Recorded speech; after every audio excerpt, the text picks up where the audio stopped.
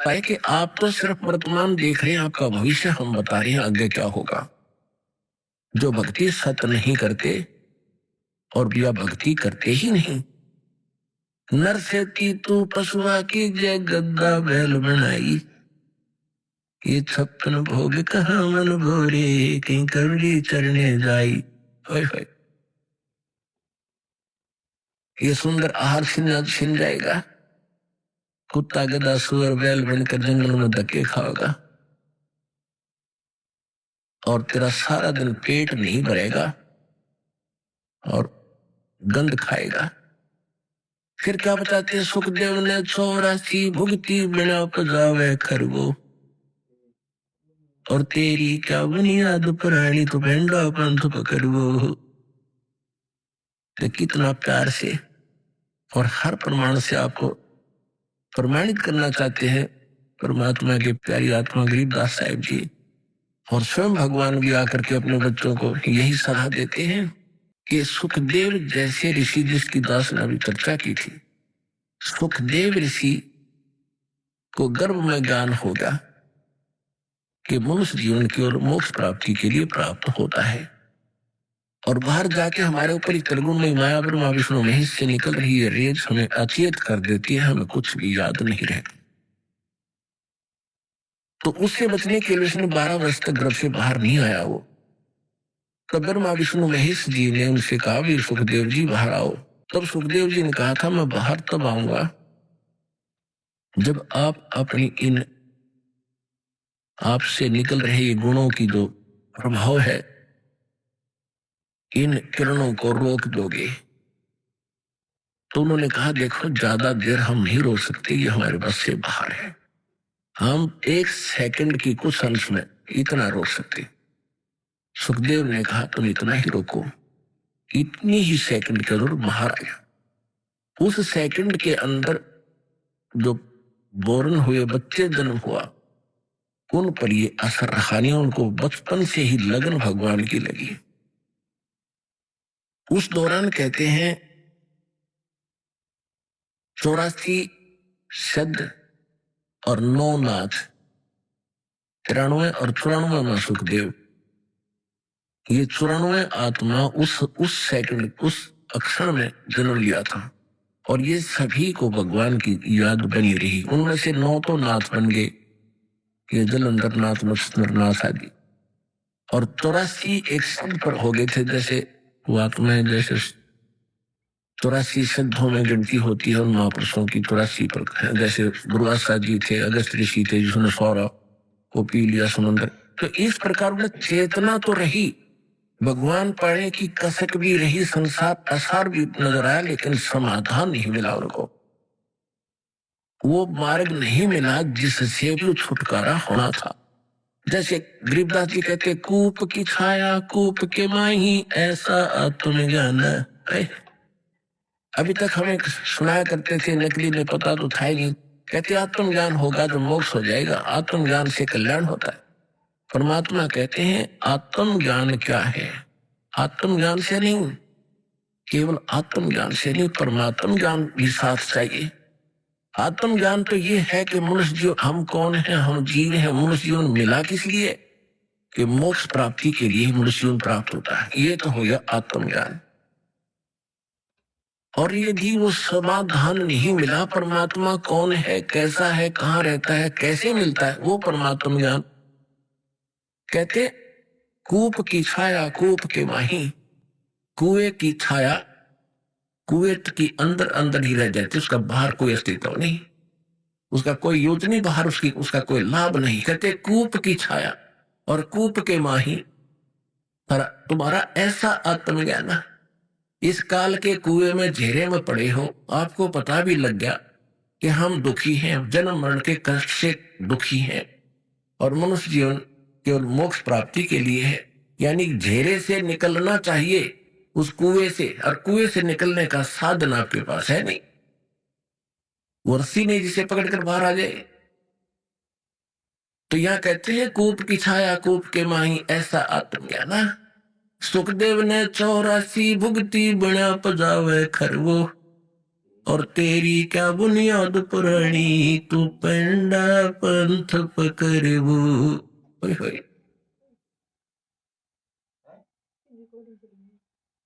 कहते सुखदेव जैसा ऋषि को पता, उसको ज्ञान हुआ, ऐसी साधना करके भी गधे की योनि प्राप्त की उसने। स्वर्ग भी गए, महास्वर्ग भी गए, फिर 84 लाख योनियां भी शरीर भी भोगने पड़ते हैं इनको, जब तक ये पेंडा पंथ, पेड़ा माने रास्ता, मार्ग, पंथ मार्ग, कौन सा मार्ग? सतगुरु मिले तो इच्छा मिटे, पद मिल पदे समाना, चल हंसा उस लोक पठाऊं, जो आदि अमर अस्थान। सतगुरु मिले तो इच्छा मिटे। संत सतगुरु जो मिलेगा संसार की इच्छाएं समाप्त करेगा कि ये जो इच्छा लेकर आप जी रहे हो ये ठीक नहीं। और फिर पद मिल पदे समाना, यानी पद माने पद्धति।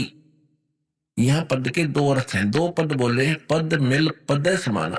गीता अध्याय नंबर 15 के श्लोक नंबर 4 में कहा कि तत्वदर्शी संत की प्राप्ति के उपरांत परमेश्वर के उस परम पद की खोज करनी चाहिए जहां जाने के बाद साधक कभी जन्म मरण में नहीं आते।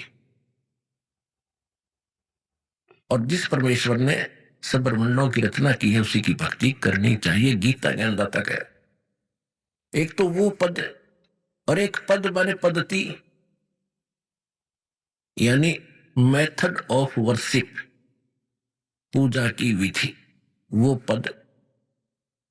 सतगुरु मिले तो इच्छा मिटे, पद मिल पदे समाना, यानी सही भक्ति विधि कंप्लीट कोर्स, वो पद मिले, पद्धति मिले, तब उस पद में समाओगे, वहां स्थान पाओगे जहां जाने के बाद कभी लौटकर संसार में नहीं आते। आपका जन्म मरण सदा के लिए समाप्त हो जाएगा। तो ये क्या बताते हैं कि सुखदेव ने 84 भुगती, बिना पजावे खरवो, खर माने गधा। और पजावा होता है, एक कुम्हार लोग पहले ईंटें पकाते थे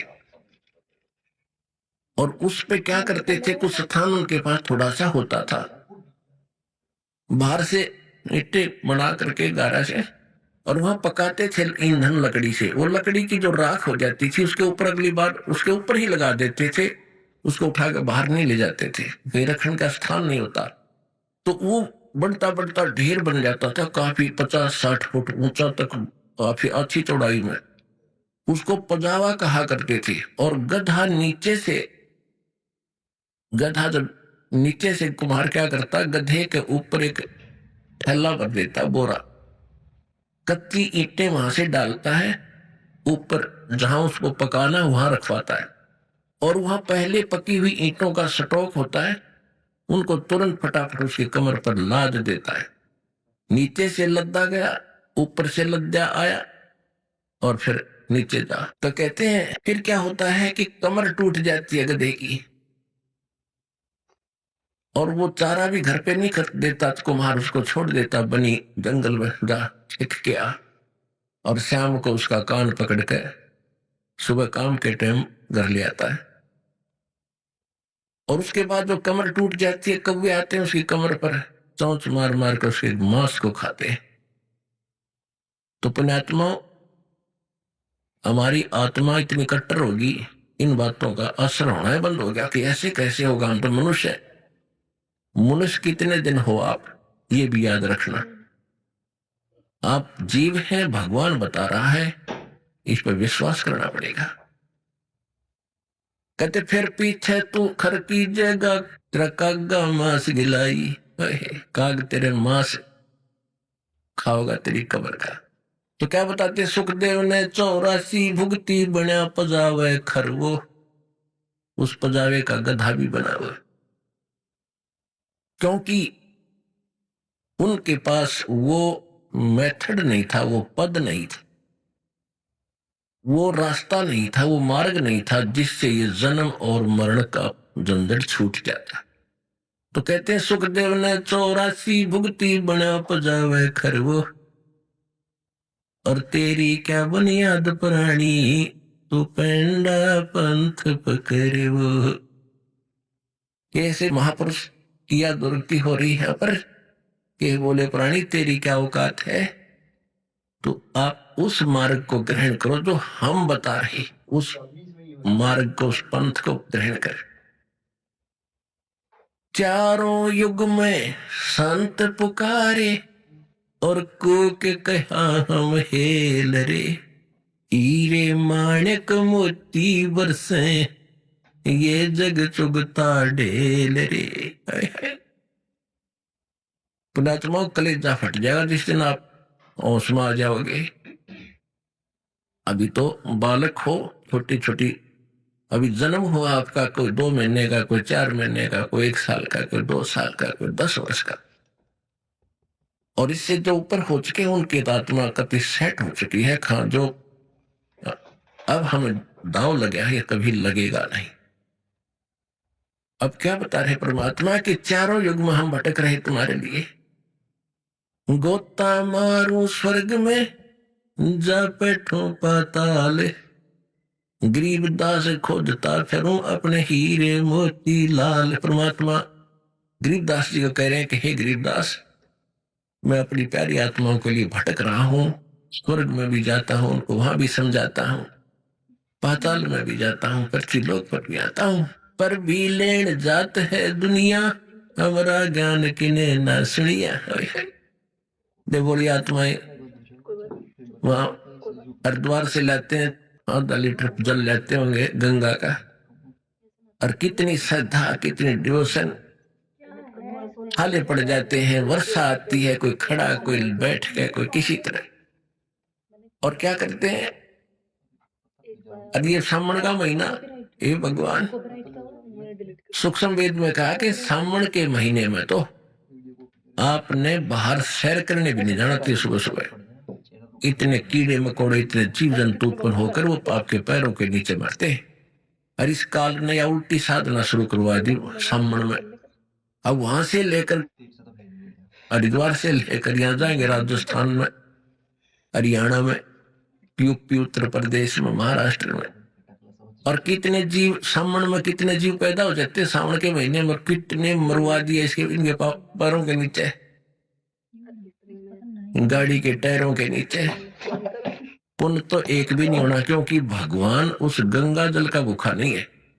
ये भगवान शिव के लोक से गंगा आई है, वो तो ठाट से नहाते धोते वहां पर, ये पत्थर की मूर्ति पर 250 ग्राम पानी चढ़ा के, और ये मोक्ष मानते हो? नहीं, ये आपकी श्रद्धा है, लेकिन इससे कोई लाभ नहीं है। अब आपके पास क्या शेष बचेगा? वो पाइया पानी लाए थे, तो पत्थर की मूर्ति में डाल दिया, और आपके पास क्या बचा? वहां से लेकर वहां तक जो पाप इकट्ठे करे, पैरों के नीचे जीव मारे, वो आपके बैड अकाउंट में लिखे गए, खूब ठोक के। और पुण्य होना ही नहीं, क्योंकि शास्त्र विदिता का मनमाना चढ़ा, इसे लाभ होना ही नहीं भक्ति मार्ग का। फिर भी